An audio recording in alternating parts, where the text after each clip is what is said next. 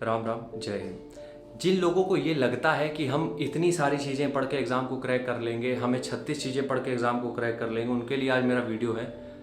ये सही लग रहा है? नहीं यार, ज़्यादा गड़बड़ हो गया। ये सही है। तो जिन लोगों को भी लग रहा है कि एग्ज़ाम निकालने के लिए हमें बहुत ज़्यादा पढ़ना है या फिर हमें सारा सब कुछ पढ़ना है और एग्ज़ाम क्रैक करेंगे, तो उनके लिए आज मेरे पास एक सवाल का जवाब है। नहीं हो पाएगा सिलेक्शन आपका, सॉरी बॉस। समझते हैं बात को। देखो, जब भी तुम किसी भी एग्ज़ाम की तैयारी कर रहे हो, कोई भी एग्ज़ाम हो जिसकी तुम प्रिपरेशन कर रहे हो, और तुम्हें ये लग रहा हो कि यार इस किताब से 2 क्वेश्चन आ गए थे, उस किताब से 2 क्वेश्चन आ गए थे, इस किताब से 3 क्वेश्चन आ गए थे, इससे पिछली बार पूछ लिया गया था और इससे तो मेरे मॉक टेस्ट में आ रहा था। हर एक किताब के कुछ ना कुछ क्वेश्चन होंगे जो एग्जाम में आए होंगे। 100% है, हर एक किताब से कुछ ना कुछ क्वेश्चन होंगे जो उसमें आए होंगे। और हर एक किताब जो तुम पढ़ रहे हो उससे बहुत सारे क्वेश्चन होंगे जो नहीं आएंगे उसमें आपके एग्जाम में। तो अब इसमें करें क्या हम 7 किताबें पढ़ें? देखो, एक आदमी का दिमाग इतना विकसित अभी नहीं हुआ है कि 7 किताबें वो पढ़ ले, उसके दिमाग में फीड बना रहे एग्जाम सेंटर तक। ये ह्यूमनली पॉसिबल नहीं है। अगर तुम एलियन हो तो तुम्हारी मर्जी है फिर।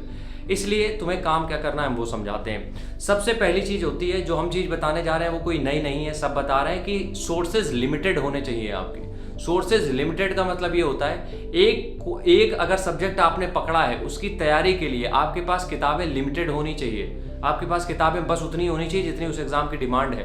आपके पास किताबें उतनी होनी चाहिए जिससे उनकी आपको बेसिक अंडरस्टैंडिंग हो जाए, क्योंकि किसी भी किताब में आपको पूरी चीज़ें तो नहीं मिलने वाली। ये बिल्कुल कंफर्म है कि आपको ये बता दिया जाए कि ये किताब है, इससे पूरा पेपर आएगा। अब तुम कक्षा 8 या कक्षा 7 में तो हो नहीं। इसलिए जब भी तुम किसी भी एग्जाम की तैयारी करते हो, कोशिश ये किया करो कि सब कुछ मत पढ़ो, सब कुछ मत पढ़ो। अब तुम्हें यहाँ पे थोड़ा सा स्मार्ट गेम खेलना पड़ेगा। कैसे?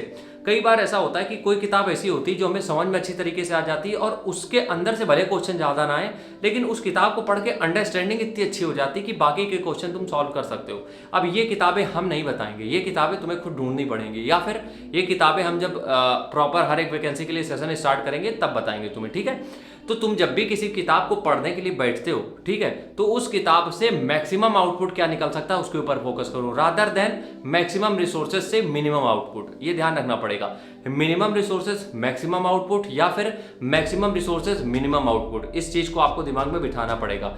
मेरे हिसाब से बेस्ट थिंग क्या रहेगी? Minimum resources maximum output. सिर्फ किसी भी एग्जाम की तैयारी के लिए अगर यूपीएससी नहीं कर रहे हो, 5 से 6 किताबें ले लो, 5 से 6 किताबें, ठीक है? उन 5 से 6 किताबों में आपको बेसिक चीज़ें सब पता हो उसके बारे में, मतलब जो चीज़ें उसमें बेसिक हो सब कुछ, कि तुम्हें इस तरीके से चीज़ें सॉल्व होती हैं। अब उसके ऊपर चीज़ें क्या बनेंगी वो तुम प्रीवियस ईयर पेपर से सीख लो, वो तुम प्रैक्टिस सेट से सीख लो। लेकिन अगर वो भी सीखने के लिए तुम फिर से किताबें ऐड कर रहे हो कि 10 रूल इस किताब से, 10 रूल इस किताब से, 15 रूल इस किताब से, तो तुम किसी भी किताब को पूरी तरीके से कंप्लीट नहीं कर पाओगे। और किसी भी किताब को अगर तुम 2 से 3 बार 4 बार रिवाइज नहीं कर पा रहे हो तो सिलेक्शन तुम्हारा काफ़ी दूर है अभी। इसलिए रिसोर्सेज जितने हो सके लिमिटेड रखो, मैक्सिमम उसका आउटपुट निकालने के लिए मैक्सिमम रिवीजन करो बस, लेकिन खत्म करने की कोशिश सब मत किया करो। राम राम, जय हिंद।